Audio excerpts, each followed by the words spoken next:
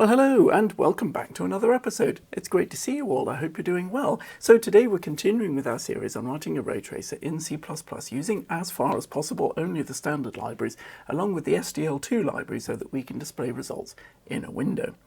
Now, if you remember from the previous episode, we concluded our three-part mini-series looking at performance, where we were able to get the rendering time for our test scene down from a whopping 85 seconds to a much more reasonable 3.6 seconds. If we want to go any faster than that, what we need to do now really is implement multi-threading to allow us to use all of the available cores that we may have in our CPU. So, for example, I have 12 cores in my CPU here, so if we make proper use of all of that, we should be able to reduce the runtime even further. So this will be part one of a two-part mini-series looking at multi-threading. I decided to divide it because there's a few particular things we need to talk about multi-threading when it comes to that, because we need to make some changes to the code base. At the moment, it's not completely thread safe, so we have to make some changes there. And I just thought that was too much, along with what we're going to talk about today, which is implementing a tile-based rendering system that I'll show in a moment. So that's the plan. Anyway, today we're going to look at tiles, and then in the next video we'll look at actually implementing multi-threading. So hopefully that will be of interest. Before we dive into that, I just want to say, as I always do, that if you like this video, please do remember to hit that like button. It really does help with the YouTube algorithm. And if you haven't done so already, please consider subscribing to my channel so you don't have to miss any future videos. Thank you very much. Right, without much further ado, let's jump into it and let's have a look at how we can implement tile-based rendering. Okay, so before we jump into tile-based rendering, I just wanted to recap where we were at the end of last week. So I'm just at my terminal window. This is the code for the qbRAY tracer as we left it last week. If you just cloned the GitHub repository, this is what you should have, or something similar to it. If we go ahead and run qbRAY, we see that it renders the whole scene, and there we go, 3.6 seconds, 3.7 seconds really, which is really not too bad. So this is quite a complicated test scene. We've got quite a lot going on. We've got the different shapes of boxes, cylinders, cones, the torus shape and planes. We've got reflective surfaces, rough reflections, we've got normal mapping, texture mapping, UV projection, and all of that. So to render that in 3.6 seconds is not too bad. If you remember back to the last 3 episodes of the mini-series on performance, we looked at using the profiler, gprof, to analyze the code to find out where it was slow, and we looked at tweaking it to make various improvements, and we made, as we saw, a really substantial improvement. I have continued to look at that, but the extent to which it's possible to improve the performance now is really decreasing. We're really getting into a situation of diminishing returns with further incremental changes now. So I don't really want to spend too much time on that. The next big thing that we can do to improve performance is, of course, to go multi-core, which is precisely what we're going to talk about today and in the next video. Okay, so I said today would be about tile-based rendering, and what I want to do is just show exactly what I mean by that. Okay, so this is now the new version that we're going to talk about today, and before explaining what changes I've made to the code, I actually just want to show what's going on, because this will serve as a good example of what I mean by tile-based rendering. So I'm going to run qbRAY as before, and as you see now, it renders the image in tiles. So basically what we've done is divide the render space up into a number of smaller images, and we render each one individually. And I've modified the way that we're using SDL2 so that we can see the rendering process as it goes. So what we're going to focus on today is having a look at the changes I've made to the code to make that work. Now, it's interesting that the reason why I've gone down this approach is because it seemed to me the best way to implement multi-threading. The idea is that we divide the image up into a number of small tiles, and then we can pass those tiles out to however many threads we have, and they will render in parallel. Of course, at the moment this is single-threaded. The next video we'll look at doing multi-threaded. Now, the reason to do it that way, I mean, when you really start to think about it, there's a number of different ways you could actually go about implementing multi-threading, and really comes down to how you divide the image up. I mean, in principle, you could do a separate thread for every pixel, but then that means creating and destroying threads an awful lot, I think. I mean, it could work. But the other thing you could do is divide the image up into make the number of tiles equal to the number of cores that you have available, or simply divide the image into 4 or 8 or something like that.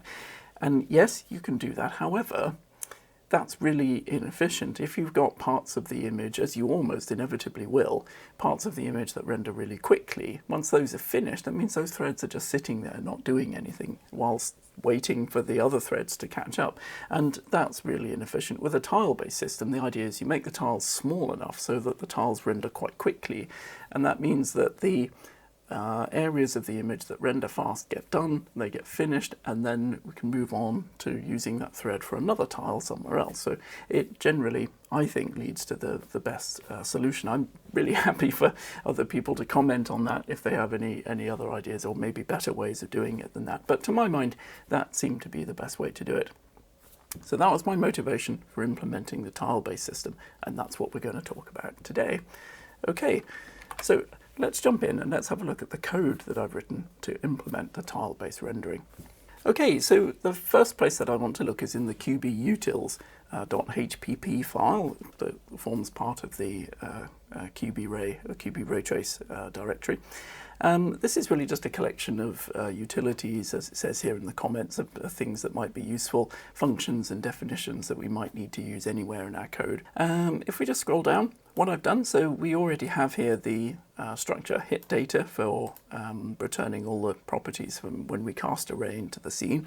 And what I've done is simply created a new structure called tile, specifically for handling the rendering of the tiles. So the idea is that we'll divide our render space up into a number of tiles, and each one contains the properties, its x and y location, its x size and its y size, a variable called render complete, an integer, so whether it's completed or not, a texture complete flag, which is initially set to false. I'll explain that in the moment.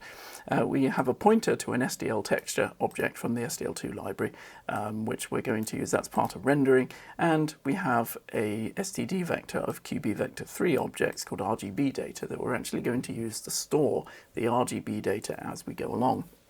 Now, the reason to do it that way rather than writing straight into the SDL texture is because we're storing this data in doubles, and we're not limiting the range that we can have. So we can have values spanning any range from 0 up to whatever for our pixel colors. And the reason that is kind of related to if you wanted to do a higher dynamic range or something like that. The point is we implement some form of compression when we create the texture.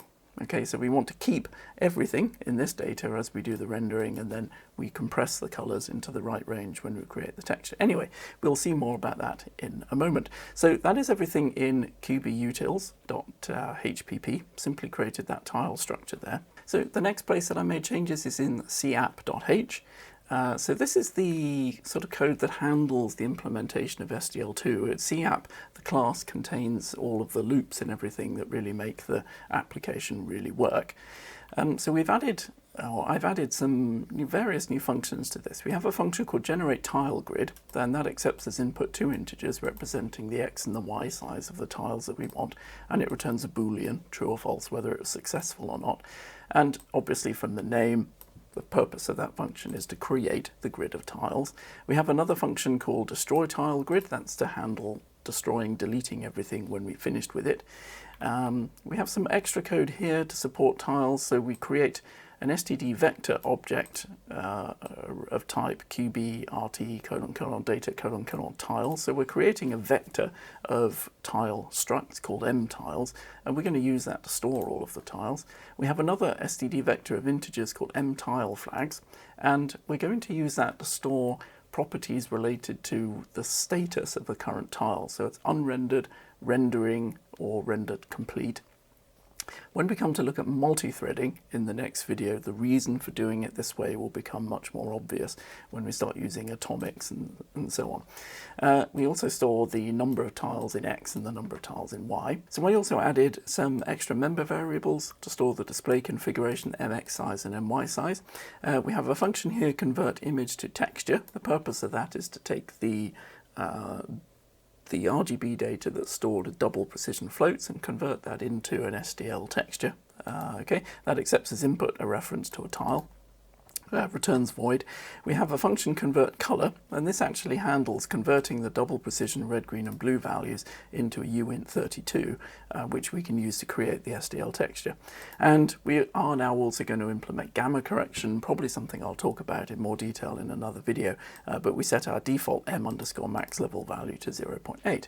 Okay, and that is everything in capp.h. Let's look at capp.cpp. Okay, so this is capp.cpp, and with various changes here, we now store mx size and my size, our default values. We've just hard-coded those at 1280 by 720 for the moment. And this is our initialization code, where we initially use the image, the qbImage class, and we initialized a member of that, an instance of that class using prenderer and the size. And we're not doing that anymore. We're actually no longer using the qbImage class at all, because we're now using the tiles. And the point is we render the tiles directly into the window when they're ready, once they have a texture. Okay, we initialize the scene by setting the scene m_x size and m_y size variables to m_x size and m_y size. Okay, and we're then going to call our function to generate the tile grid, passing to it the size of the tile. So we're passing 128 by 90 as our tile size. Okay, so that gives a decent, an even number of tiles, a whole number of tiles in each dimension of our 1280 by 720 image. If that fails, we display an error message and we terminate. Okay, assuming that's successful, we now go on. So here, this is where we had the rendering code before, where I actually had put the code to render the image in the onInit function. And that's generally not really how we should do things. And following the introduction of tile-based rendering is certainly not how we're doing it now. So that code there has actually been removed completely. So all we do now is set the render draw color to white, call SDL render clear to clear the renderer, and then show the result. And that simply gives us a white window to start with. Okay. And then we go into the main loop. I've talked about SDL2, the basic structure, in previous videos. I don't really want to go into it now. But basically we have two functions that are called every time through this loop here, so on loop and on render. Okay, and there is a delay here, and this really comes in the next video when we talk about multi-threading. As I've said in the comment, it seems entirely counterintuitive, but it does actually improve performance because it just stops this loop occupying 100% of one of our available threads. But we'll talk about that in the next video. Right, okay, so on loop, so this is called every time through our main loop, and this is actually now where we're going to handle the actual rendering. Okay, and as the comment says, each time we come through this loop. So before implementing multi-threading, we're going to simply loop through all of the tiles and find the first one that has not been rendered, as indicated by m_tile flags. And then we're going to call the render tile function from the scene base class. I'm going to talk about that in a moment, and pass a reference to the relevant tile as its parameter, and that will then render just that tile. So what we do is we simply loop through all of the tiles. So we have for I equals 0, I less than m_tiles.size. Okay, and then if m_tile flags at I, so if the corresponding flag is equal to 0, that means this tile hasn't been rendered. So we then call the render tile function from the scene class, talk about that in a minute, and pass a reference to this tile. So that will then render that tile, and we then set the tile flag's value to 2.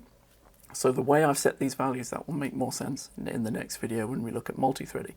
Once that's done, we actually want to break out of this loop. So we don't want to render every single tile the first time we come into the onLoop function. The point is, every time we come into onLoop, we find a tile that needs to be rendered, we render it, and then we stop.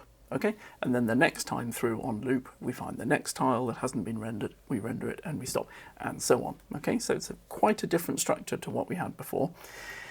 The onRender function, this is actually responsible for generating the display. Okay, so because we want the display to update every time a tile is completed, every time we come through onRender, so that we can see the progression of the rendering, unlike what we had before, where the window was just blank until the render was complete. So what we do, again, we render the tiles, we loop through every tile, we check if the tile flag's value corresponding to our current tile is equal to 2. If it is, we know the tile is complete and we should do something.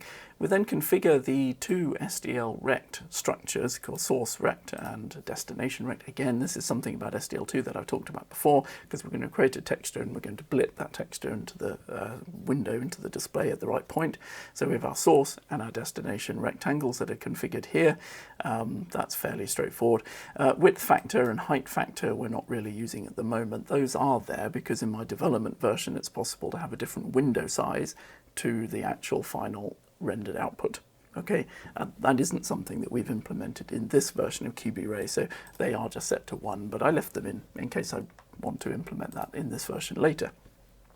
Okay, so if the texture complete flag has not been set, then that means that this tile has been rendered but not yet converted to texture. We know it's been rendered because the tile flag's value is set to 2, but we know the texture hasn't been done because texture complete hasn't been set, so we have to do that. So if mtiles.i.textureComplete is false, then we call the convert image to texture passing the tile, okay? And we then update texture complete to true, and then we use SDL render copy to blit the current tile's texture defined by source rect into destination rect of prenderer. Okay, and then finally we have SDL present to update the display. So what this will do is every time we come through on render, it will check through the whole list of tiles. It will find every tile that is marked as rendered complete, and it will check if the texture complete. If texture complete is false, it will generate the texture and update the display. Now, what that's doing, that means that it's not blitting the tiles if they are already, if texture complete is set to true, then we assume that tile is already in the display. We don't need to do anything because we're not clearing the display. You know, if you're making a game or some kind of animation, you would clear the display every time, and so you would have to update everything, but we're not doing that. In the interest of efficiency, there's really no point, so we don't blank the display every time through, so things we've rendered to the display previously are simply going to stay there. So I found that works quite well. Another change we made is on exit, so when the user presses the close button or otherwise we want to finish rendering, we call the destroy tile grid function. Okay. I'm going to talk about these functions now. Generate tile grid, this is responsible for creating the tile grid. It accepts two parameters, tile size X and tile size Y. So we calculate how many tiles fit horizontally and how many fit vertically. Okay, it's pretty straightforward. We set up an SDL surface to generate the textures for each tile. Okay, so I've talked about this before as well, just how we configure these. The mask values according to whether our system is big endian or not. Okay, and then we create an SDL surface, a pointer, sorry, to an SDL surface object using the SDL create RGB surface object. And this is the same size as the tiles, 32 bits per pixel. And we use R mask, G mask, B mask, and A mask, A for alpha, accordingly. And then we generate the actual tiles. We simply loop through the number of tiles in Y and the number of tiles in X. For each one, we create an instance of the tile structure called temp tile, which we then configure with X and Y. So these are the position of the tile. So it's X and Y from the loop multiplied by tile size X and tile size Y respectively. We store the X size and Y size values. We set render complete initially to 0. We set the P texture, so it's a pointer to an SDL create texture from surface. Okay, so that will create a texture object and then store a pointer to it. Okay, and that's where we use temp surface that we defined up here, right? And then we simply configure the RGB data vector to be equal to have temp tile.x size times temp tile.y size accordingly. So what we're going to do is we're using the qbVector3 class to store the RGB values for every pixel in our tile, right? And but I'm storing that as a linear array rather than previously when I've done this, I've used nested STD vectors in order to give a two-dimensional array. We don't actually need to do that. More efficient to store it simply as a linear array, and then we have a function specifically called sub2ind that will convert our XY coordinates to a linear index into that array. We'll talk about that in a moment. The final thing that we do is we set the tile flags all to 0, okay?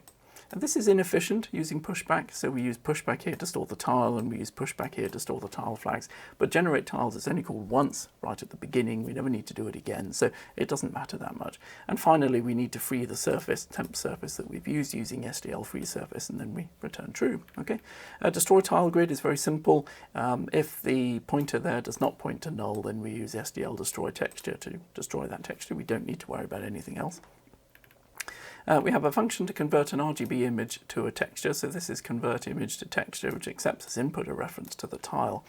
Okay, so this allocates memory for a pixel buffer of type uint32. Okay, we clear the pixel buffer using memset, and then we copy the image into 10 pixels into the pixel buffer. And we do that using the convert color function, passing the R, G, and B values respectively into 10 pixels I, again using linear indexing. Okay.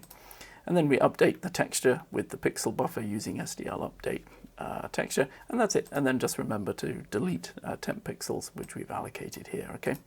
Pretty straightforward. I don't usually like really using raw pointers like this. It's really something I try to avoid. But as far as I'm aware, when using SDL2, that just is the way it has to be done, I think. Again, very happy for someone to comment and tell me I'm wrong on that. That would be fine by me, but as far as I know, that's how it has to be done. And finally, we have our convert color function. The point of this is to accept our double precision floats that we have for red, green, and blue, and return a uint32 that SDL2 can understand. Okay, and this implements gamma correction using this syntax here. Okay, something I will talk about in another video probably. Really just accept it for the moment. And again, we have to configure our uint32 correctly according to whether we have big endian encoding or not. And then we simply return pixel color. Okay, so that is all of the changes to capp.h and capp.cpp. And I mentioned about the changes that I've made to the scene class. So there's actually a couple of things that I've done there. One thing is I've made new functions to render a tile. So if you remember, the scene class always took care of the rendering, and we simply called the render function from the scene class in order to actually generate the image. So what I've done now is create a render tile function in the scene class, and you can see that is used here in mloop. So we're calling mScene, that's the reference to the scene, and we're calling the render tile function and passing a reference to our specific tile. So the scene needs to have a render tile function. So we'll look at that in a moment. And the other thing that I've done is I've separated the scenes out. The way we had it before, let's have a look. Let's go into the scene class and have a look. Okay, so this is scene.hpp, and what I've done is I've made this into a base class. So the point is that we can take out all of the code that we need to actually configure all the materials, the textures, the normal maps, the objects, the lights, all of that. We can now take all of that out of this and simply leave this scene, this class, sorry, with all of the code we need to actually do the rendering. Okay, so the idea is you create a class that inherits from scene that then uniquely defines everything you want for the scene you actually want to create. And it simply separates those two out. Otherwise, the scene class was really starting to get very big and very cumbersome. And it doesn't really make sense to modify it every time we just wanted to add a new object to our scene or change the color of something. So I think it's a better way of working. For some minor changes to support that, so we have to add a virtual reference for the destructor, okay, and we have, for compatibility, I've kept the render function that we had before that uses qbImage. We're no longer using it, but it made sense to leave it in. And we have our new render tile function, accepts a pointer to the tile that we want to render.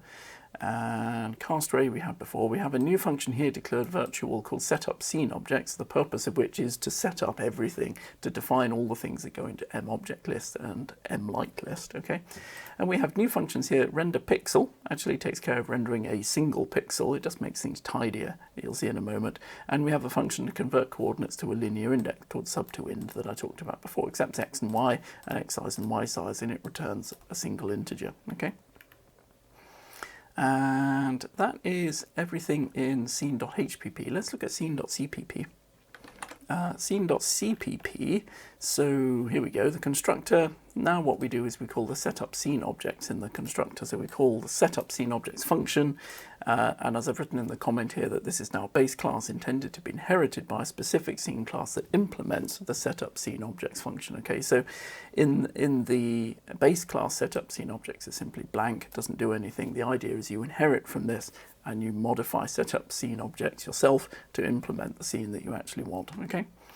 So render, that's the same, except that I've changed it to use the new render pixel function. And if you remember back from the code we had before, you can see that makes everything a lot neater. Cast ray, that hasn't changed since the last time we talked about it. Render tile, so this is the function for actually rendering a specific tile. As I said, it accepts as input a pointer to a tile. Okay, again, the reasons for using raw pointers and things here, it's not my favorite thing to do, but it will become obvious when we look at multi-threading in the next video. So first thing we do is we define a qbVector3 object of type double called pixel color, and we're then going to simply loop through every pixel in our tile, not in the window, every pixel in this particular tile, so tile Y size and tile X size, and then we allocate the output of render pixel to the pixel color variable, which we then simply store in the relevant place in RGB data. So you remember RGB data within the tile structure is a linear array, so we're using the sub2in function, passing X and Y, tile X size and tile Y size, okay, and we set that to pixel color. So render pixel here is taking care of actually doing the rendering, and that's the code here. So this is basically the code that we've seen. So for every pixel we call the render pixel function. This really makes a lot more sense when we talk about path tracing later. That's coming later, okay. Render pixel, I've talked about this before, really, so it just sets everything up. It generates a ray from the camera class for this particular location, which takes care of normalizing and everything first. It then casts that ray into the scene to test for intersections, and if it finds an intersection, it handles the rendering accordingly, okay. We talked about all that before. And finally, sub2ind is the function that actually converts the X and Y coordinates into a linear index. We simply, first of all, just check that they're in range. If everything is in range, we simply return Y multiplied by X size plus X. Okay, it's straightforward. If it's not in range, we return -1. That's an obvious error condition. And because this is the base class, we have setup scene objects, which is simply blank. Okay, that is all of the changes that I've made actually to the scene class. Let's have a quick look at scene_e21, which is the test scene that we've been using, which I've modified now to inherit from this scene base class. So let's have a look at that. Okay, so in scene e21.hpp, the real change here is simply in the definition, so class scene_e21 : public scene. So this is now inheriting from scene. It no longer needs to worry about any of the functions for rendering or any of that. The only thing it needs to implement, it needs to override the destructor, and it needs to override the setup scene objects. Okay, as simple as that. Let's look at the CPP file for this.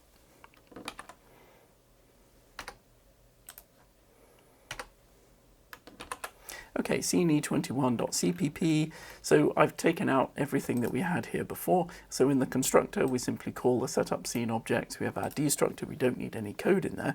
And now setup scene objects, this now contains the code that configures everything. So we set up the camera, the ambient lighting, we create our color maps, we load the image textures, define the floor texture, we set up the textures for the wood, we create and set up the normal maps, we define all our materials, and then we create and set up all of our objects for the floor, the walls, the spray can, the boxes, and the torus, and then we push those objects back into mObjectList, and then we define our lights and we push those back into lightlist. One important change here is the intensity of the lights. Because we're now using gamma correction, I've dropped the intensity for each light down to 0.33, roughly a third. Okay, 3 lights, 1/3 each. I think that makes sense. Okay, and that's it. And I think that actually is quite a nice change. It makes it a lot easier to make a variety of different scenes and things like that without having to have all of that code all loaded, lumped together with the actual code for doing the rendering. Okay, and I mean, that's really everything. So let's just go back to the terminal and have one last look at how this actually renders.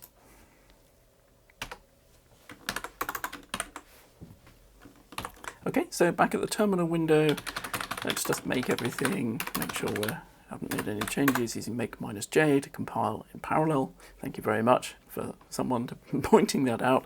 Okay, and let's run qbRAY.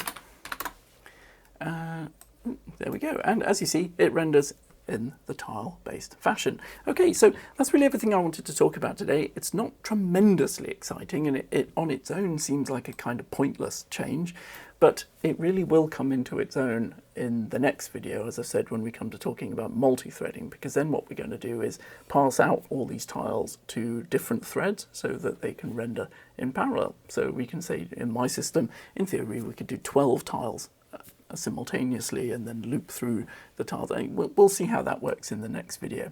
Okay. Right, so, well, there we go. I really do hope that was of interest. If it was, do please remember to hit that like button.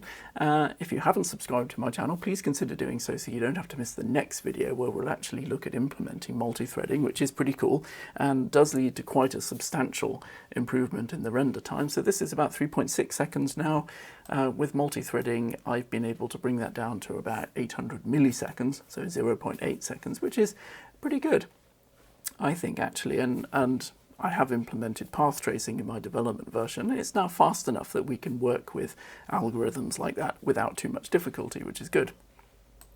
Okay, so as I say, there we are. That's really everything for this week. Multi-threading coming next week, all of which I really do hope will be of interest. So anyway, listen, I really hope you've enjoyed this video. I've had a great deal of pleasure making it. And yes, I will really look forward to seeing you in the next video. Thank you very much for watching. Bye.